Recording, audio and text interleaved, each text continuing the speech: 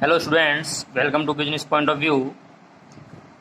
This is video number 16 और इस video में बात करेंगे अपने चैप्टर नंबर 5 ऑर्गेनाइजिंग। अभी तक आपने देखिए प्लानिंग तक पढ़ लिया है कि हम प्लानिंग करते हैं अपने किसी भी कार्य को करने के लिए, अपने गोल को अचीवमेंट करने के लिए।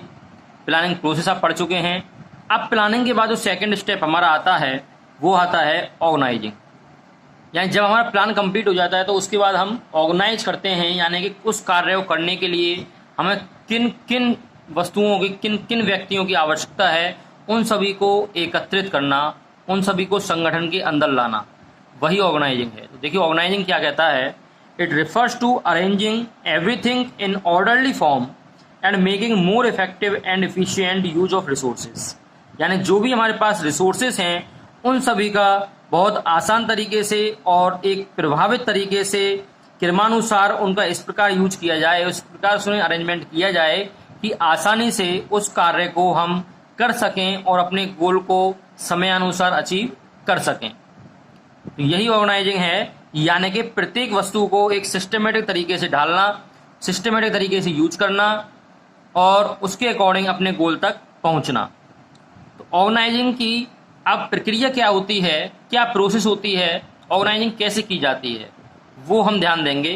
तो देखिए सेकंड अब आपका टॉपिक आता है ऑर्गेनाइजिंग प्रोसेस।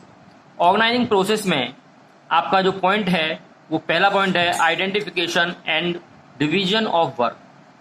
ध्यान देंगे, identification and division of work का मतलब है कि सबसे पहले हम क्या करते हैं, उसको आइडेंटिफाई करते हैं कि हमें कौन सा कार्य सबसे पहले करना है और प्लान के अकॉर्डिंग हमें किस किस व्यक्तियों की या किन किन वस्तुओं की आवश्यकता होगी, और उसके अकॉर्डिंग ही हम काम को छोटे छोटे भागों में डिवाइड कर देते हैं।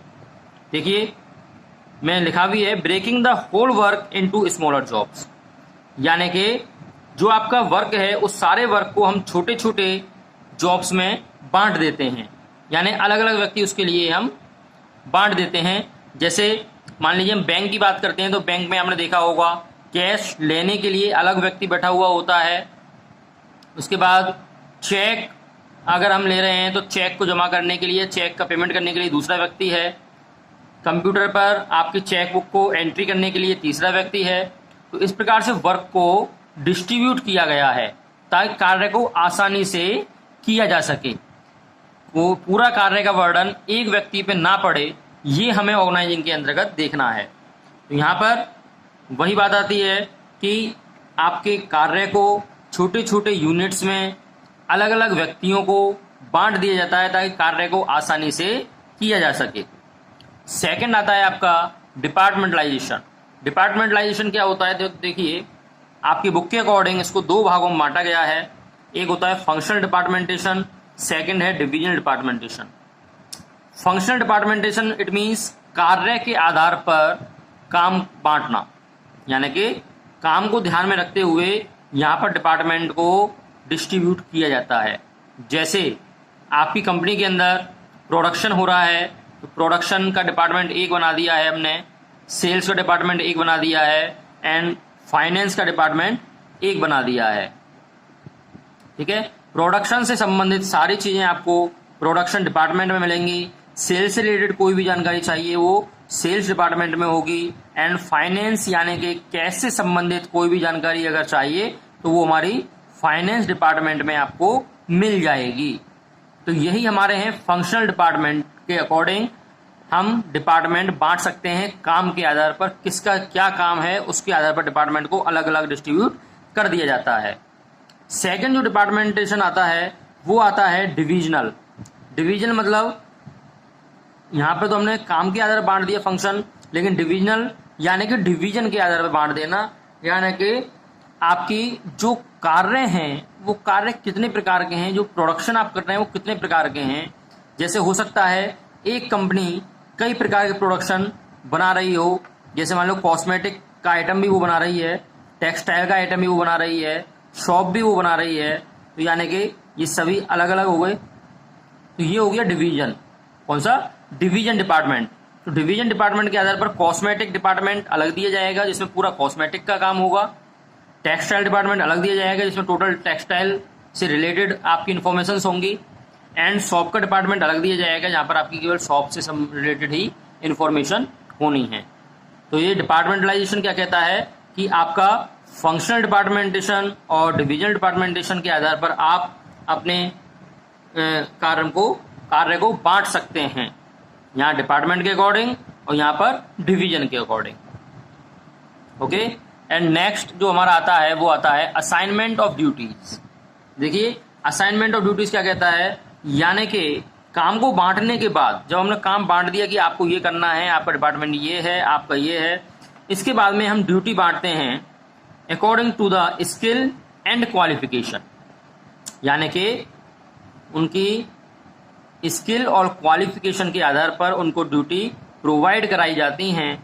जैसे अगर कोई MBA बंदा है तो वो मैनेजमेंट कमेटी में है या मैनेजिंग पोस्ट पर है, या उसके नीचे है तो ग्रेजुएशन पोस्ट पर है तो वो एम्प्लॉय है, या कोई 12th 11th पास है तो वो लेबर ग्रेड पर है। इट मीन्स उनकी क्वालिफिकेशन और उनकी स्किल के आधार पर ही हम जॉब को प्रोवाइड कराते हैं। तो यहाँ पर ड्यूटीज को असाइन किया जाता है कि उनकी स्किल्स क्या है, उनकी एबिलिटी क्या है, उन एबिलिटी के आधार पर वर्क को असाइन किया जाता है। The work is assigned according to the ability of individuals, ये हम कह सकते हैं, यानी प्रत्येक व्यक्ति की एबिलिटी के आधार पर वर्क को बांटा जाता है। Employees are assigned duties by giving them a document called job description. जो डॉक्यूमेंट के आधार पर हम ड्यूटीज को उनको प्रोवाइड कराते हैं वही हमारा जॉब डिस्क्रिप्शन भी कहलाता है, कि इनकी स्किल्स ये है, इसकी क्वालिफिकेशन ये है, इसके अंदर ये एबिलिटी है, ये इस कार्य को कर सकता है। तो उसी प्रकार कार्य को बांट दिया जाता है, यही हमारी असाइनमेंट ऑफ ड्यूटीज कहलाती हैं। ठीक है, ड्यूटी को असाइनमेंट करना।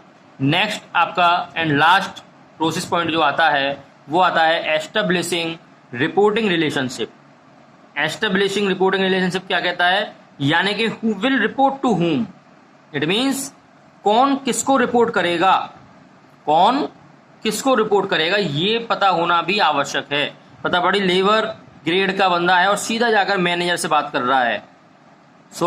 मैंने आपको उसमें भी पढ़ाया था सेकंड चैप्टर में प्रिंसिपल्स में कि ये क्या होता है, गैंग प्लान कहलाता है, चैन तोड़ करके काम करना।